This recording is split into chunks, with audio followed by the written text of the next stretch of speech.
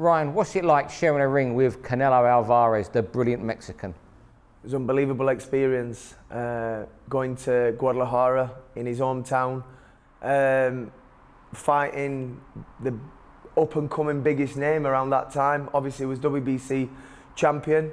You know, everything went perfect for that fight. I couldn't fault anything. Training camp was amazing.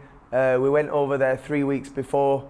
Myself, Dave Caldwell, Mark Willey, and we had a great 3 weeks out there to acclimatise and get used to the heat and the altitude. Couldn't fault it. We got treated great. We got treated brilliant. We was in the papers. We was on the news every day. Interviews left, right, and centre.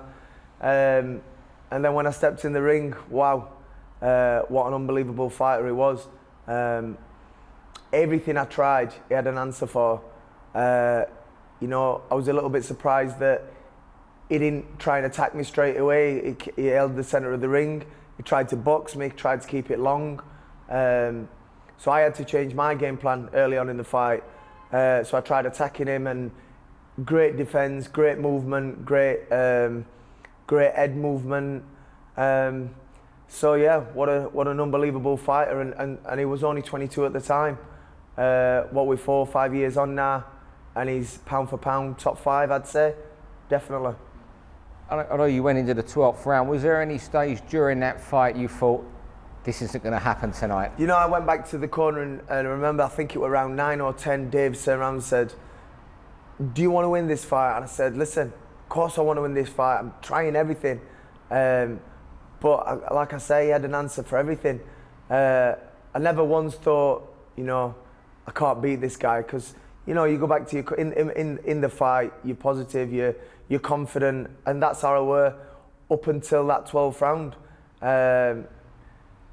When I look back on the fight, he hit me with a low shot just in the 12th round, and the referee braked us, stopped us, gave him a warning, and he knew he'd got me, he knew he'd hurt me, but the referee let us carry on, and he knew he'd got me, and he just piled in, and, you know, the referee jumped in and stopped it. But like I said, no argument, no grumbles. He's an unbelievable fighter. What's his strength like in the ring? His strength, physically strength, is very, very good. Power-wise, he's not the biggest puncher I've been in there. Don't get me wrong, he's very, very heavy-handed, but he's not the biggest puncher that I shared a ring with. But physically-wise, grabbing, holding inside, he's very, very strong.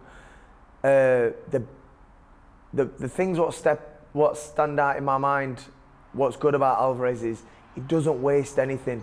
He's very accurate with his punches. Whenever he throws, he's throwing because he knows he's going to land. He puts his combinations together so well. It's not just single shots. He puts them together, 3 and 4 shot combination, and every one of them shots is a power shot. He's got good head movement. He takes his head out. He takes his head off that line. His footwork's good. He's in distance, and then when you try, he steps off fast. So yeah, overall, just got everything. You thought he was fantastic that night. How much has he improved since then? He's a different animal. I wouldn't like to fight him now, put it this way. But no, he's grown, he's matured. He'll be a lot stronger than he was when I fought him when he was 22 years old. Look at the opponents he's beat. You know, fair enough, he was WBC champion when I boxed him, but he'd not boxed no big names. But now he's beat some big names, and obviously the only loss on his record is against Floyd Mayweather, which, you know, there's never been anybody what beat Floyd Mayweather. So, you know, for that one loss, but the people he's beat, Shane Mosley, your Cotto, he's an unbelievable fighter now, and he's grown and impressed me over the years since I boxed him. How good is this fight between him and Triple G? It's mouth-watering. I'm just glad it didn't take as long as what it took to make the Mayweather and Pacquiao fight. You know, we were talking about that fight for so long. We got bored of it at the end of it, and when it did happen, it didn't live up to expectations. To make a fight like this, it doesn't it doesn't happen overnight. You know, it takes a lot of time. Everybody's got to be happy. Trainers have got to be happy. Managers have got to be happy. TV's got to be happy. And especially the fighters have got to be happy. So what's it took? 18 months, 2 years, I think, to make, which I think's fair enough for a mega big fight like this. And like I said, it's just mouthwatering. I cannot wait. You know, I'd have loved to have gone over to watch this in Vegas, but you know, it wasn't meant to be. But I just can't wait to be sat in front of that TV watching this fight. What's your opinion of Golovkin? Animal. But the one thing with Golovkin is you know what you're going to get with Golovkin. We've seen it for fight after fight after fight. He's scary with his power. He's scary with his come forward, aggressive style. But that's what you know you're going to get. With Alvarez, you don't know what you're going to get with Alvarez because he can box. He can box on the inside. He can box on the outside. You know, he counter punches. He's an aggressive counter puncher. He can move left. He can move right.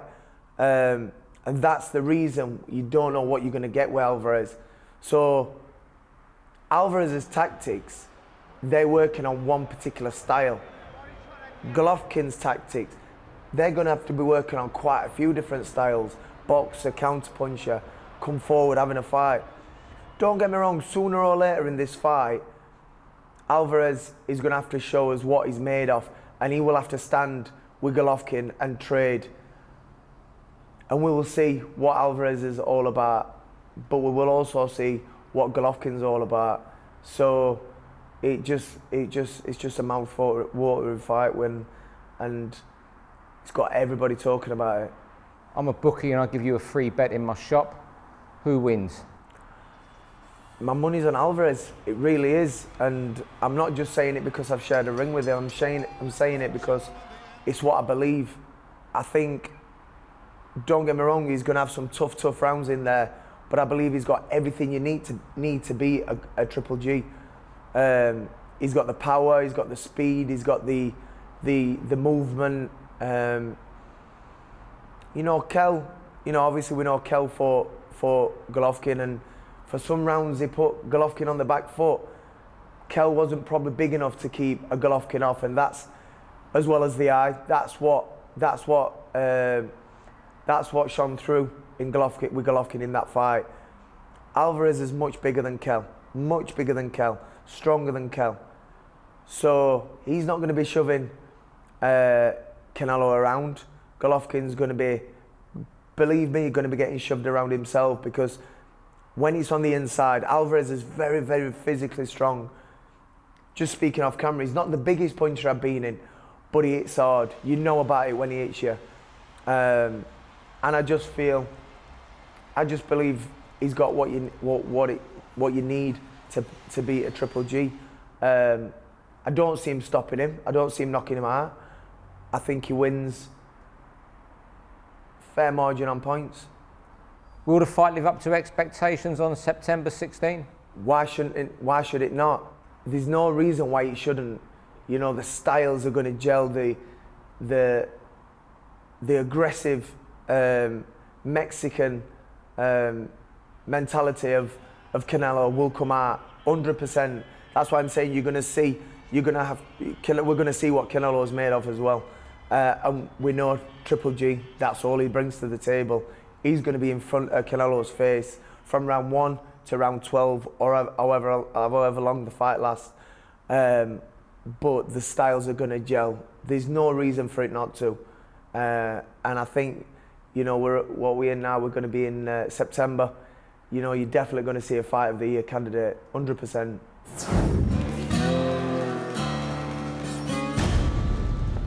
Let me tell you a little something about boxing. The greatest moments have always been when the best fight the best. Pay attention. History is about to repeat itself. To buy Canelo versus Golovkin at $16.95, press box office on your Sky remote or visit BoxNation.com.